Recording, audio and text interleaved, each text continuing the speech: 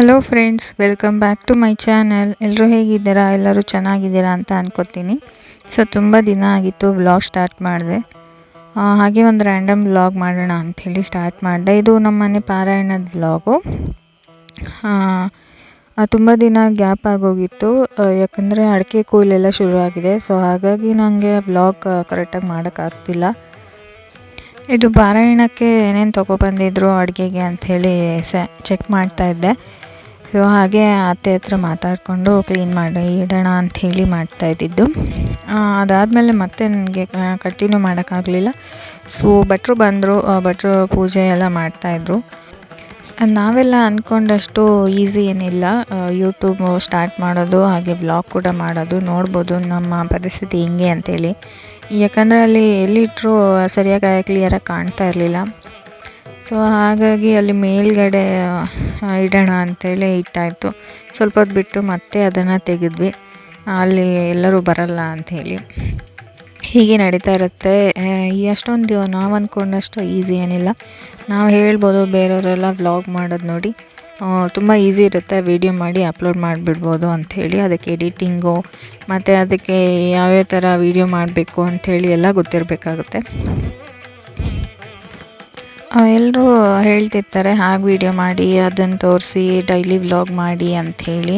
So ಖಂಡಿತ ಕಷ್ಟ, ಯಾಕಂದರೆ ಸಿಟಿಲಿದ್ದರೆ ಪೇಟೆಯಲ್ಲಿದ್ದರೆ ಅಡುಗೆ ಮಾಡೋದು, ಕೂತಿರೋದು ಅಥವಾ ಶಾಪಿಂಗ್ ಅದು ಇದು ಆಗಿರುತ್ತೆ ಅಷ್ಟೇ.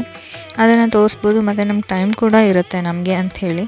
ಸೊ ಹಳ್ಳಿ ಮನೇಲಿ ಇರೋದ್ರಿಂದ ಅದೆಲ್ಲ ಟೈಮಿಂಗ್ಸ್ ನಮ್ಗೆ ಸಿಗೋದಿಲ್ಲ, ಯಾಕಂದರೆ ಒಂದಾದ್ಮೇಲೆ ಒಂದು ಕೆಲಸ ಇದ್ದೇ ಇರುತ್ತೆ.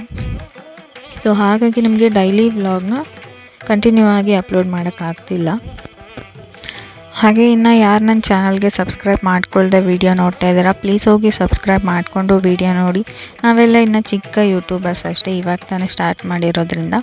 ಸೊ ನನ್ನ ಚಾನಲ್ ಸ್ಟಾರ್ಟ್ ಮಾಡಿ 1 ಇಯರ್ ಆಯಿತು, ಬಟ್ ನಾನು ವೀಡಿಯೋ ಮತ್ತು ವ್ಲಾಗ್ನೆಲ್ಲ ಅಪ್ಲೋಡ್ ಮಾಡ್ತಾ ಇರೋದು ಈ ವರ್ಷದಿಂದ. ಸೊ ಹಾಗಾಗಿ ನಾನು ನಿಮ್ಮ ಹತ್ರ ಕೇಳ್ಕೊಳ್ಳೋದು, ಪ್ಲೀಸ್ ಸಪೋರ್ಟ್ ಮಾಡಿ. ಯಾರಿನ್ನ ಸಬ್ಸ್ಕ್ರೈಬ್ ಆಗಿಲ್ಲ ಸಬ್ಸ್ಕ್ರೈಬ್ ಆಗಿ, ನಿಮ್ಮ ಫ್ರೆಂಡ್ಸು ಫ್ಯಾಮಿಲಿಗೂ ಹೇಳಿ. ಯಾಕಂದರೆ ಇವಾಗ ನಾನು ಸೋಷಿಯಲ್ ಮೀಡ್ಯಾದಲ್ಲಿ ನೋಡ್ತಾ ಇರೋ ಹಾಗೆ ಯಾರು ಫೇಮಸ್ ಇರ್ತಾರೆ ಅವರು ಅಕ್ಕಪಕ್ಕ ಇರೋರು ವ್ಲಾಗ್ ಮಾಡಿದ್ರೆ ಬೇಗನೆ ವ್ಯೂಸ್ ಬರುತ್ತೆ, ಚೆನ್ನಾಗಿ ಓಡುತ್ತೆ ಅವ್ರ ವೀಡಿಯೋಗಳೆಲ್ಲ. ಸೊ ಮಾಮೂಲಿ ಯೂಟ್ಯೂಬರ್ಸ್ದು ಅಷ್ಟೊಂದು ವ್ಯೂಸು ಆಗಿರಲ್ಲ, ಲೈಕ್ಸು ಬಂದಿರಲ್ಲ. ಹಾಗೆ ಸಬ್ಸ್ಕ್ರೈಬ್ ಆಗೋಕ್ಕೆ ಒಂದು 2-3 ವರ್ಷ ಆಯಿತು, 5-6 ವರ್ಷ ಅಂತೂ ತಗೊಳುತ್ತೆ. ಒನ್ ಡೇ ಪೂರ್ತಿ ವೀಡಿಯೋ ಮಾಡಿ ಎಡಿಟ್ ಮಾಡೋಕ್ಕೆ ಕಷ್ಟ ಆಗುತ್ತೆ, ಯಾಕಂದರೆ ಪ್ರತಿ ಟೈಮು ನಂಗೆ ನೆನಪೇ ಇರಲ್ಲ, ಒಂದೊಂದು ಸರಿ ವೀಡಿಯೋ ಆನ್ ಆಗಿರಲ್ಲ.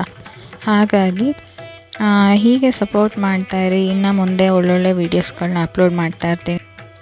ಹಾಗೆ ನಿಮಗೆ ಏನಾದರೂ ಕ್ವಶನ್ಗಳಿದ್ದರೆ ಹೇಳಿ, ಕಮೆಂಟ್ ಮಾಡಿ. ನಿಮಗೆ ಈ ವಿಡಿಯೋ ಬಗ್ಗೆ ಏನು ಅನಿಸುತ್ತೆ ಅದನ್ನು ಕಮೆಂಟ್ ಮಾಡಿ. ಏನು ಇಂಪ್ರೂವ್ ಮಾಡ್ಕೋಬೇಕು ಅಥವಾ ಏನು ನಿಮಗೆ ಇಂಟ್ರೆಸ್ಟ್ ಇದೆ, ಸೊ ಕಂಟೆಂಟ್ ಕೊಡಿ, ನಾನು ಖಂಡಿತ ಆ ವಿಡಿಯೋ ಮಾಡ್ತೀನಿ. ಹಾಗೆ ಇವಾಗ ಅಡಿಕೆ ಕೊಯ್ಲು ಕೂಡ ಶುರು ಆಗಿದೆ, ಸ್ವಲ್ಪ ಬ್ಯುಸಿನೇ ಇರ್ತೀವಿ.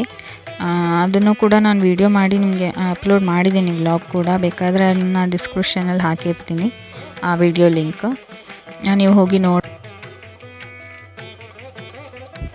ಹಾಗೆ ಇವಾಗ ಪೂಜೆ ಎಲ್ಲ ಮುಗಿದು ಅರಿಶಿನ ಕುಂಕುಮ ಎಲ್ಲ ಕೊಡಬೇಕು. ಸೊ ಫಸ್ಟು ಇಬ್ಬರು ಮುತ್ತೈದೆಯರಿಗೆ ಫಸ್ಟ್ ಅರಿಶಿನ ಕುಂಕುಮ ಕೊಟ್ಟು ಅವ್ರ ಹತ್ರ ಆಶೀರ್ವಾದ ಬಾಗಿನ ಎಲ್ಲ ಕೊಟ್ಟು ತೊಗೋಬೇಕು. ನೆಕ್ಸ್ಟು ಮನೆಯವರಿಗೆ ಅರಿಶಿನ ಕುಂಕುಮ ಎಲ್ಲ ಕೊಡಬೇಕು. ನಿಮಗೂ ಈ ವಿಡಿಯೋ ಇಷ್ಟ ಆಗುತ್ತೆ ಅಂತ ಅನ್ಕೋತೀನಿ. ನಿಮ್ಮ ಸಪೋರ್ಟು ಹೀಗೆ ಇರಲಿ ನನ್ನ ಮೇಲೆ, ಹಾಗೆ ನನ್ನ ಯೂಟ್ಯೂಬ್ ಚಾನಲ್ ಮೇಲೆ. ನೀವು ಕೂಡ ಒಂದು ಫ್ಯಾಮಿಲಿ ಥರನೇ ನಾನು ನೋಡ್ತಾ ಇರೋದು. ಏನಾದರೂ ವಿಡಿಯೋದಲ್ಲಿ ತಪ್ಪಾಗಿದ್ದರೆ ಅಥವಾ ಏನಾದರೂ ಇಂಪ್ರೂವ್ ಮಾಡ್ಕೋಬೇಕು ಅಂತ ಏನಾದರೂ ಇದ್ದರೆ, ಅಥವಾ ಏನಾದರೂ ವಿಷಯದ ಬಗ್ಗೆ ವಿಡಿಯೋ ಮಾಡಬೇಕು ಅಂತ ಏನಾದರೂ ಇದ್ದರೆ ಖಂಡಿತ ಕಮೆಂಟ್ ಮಾಡಿ, ನಾನು ಅದಕ್ಕೆ ಖಂಡಿತ ರಿಪ್ಲೈ ಮಾಡ್ತೀನಿ. ನಿಮ್ಮ ಸಪೋರ್ಟ್ ನನಗೆ ತುಂಬಾ ಇಂಪಾರ್ಟೆಂಟು. ಇದಾಗಿತ್ತು ಇವತ್ತಿನ ವಿಡಿಯೋ. ಮತ್ತು ನಾನು ಮುಂದಿನ ವಿಡಿಯೋದಲ್ಲಿ ಸಿಗ್ತೀನಿ. ಅಲ್ಲಿವರೆಗೂ ನಮಸ್ಕಾರ.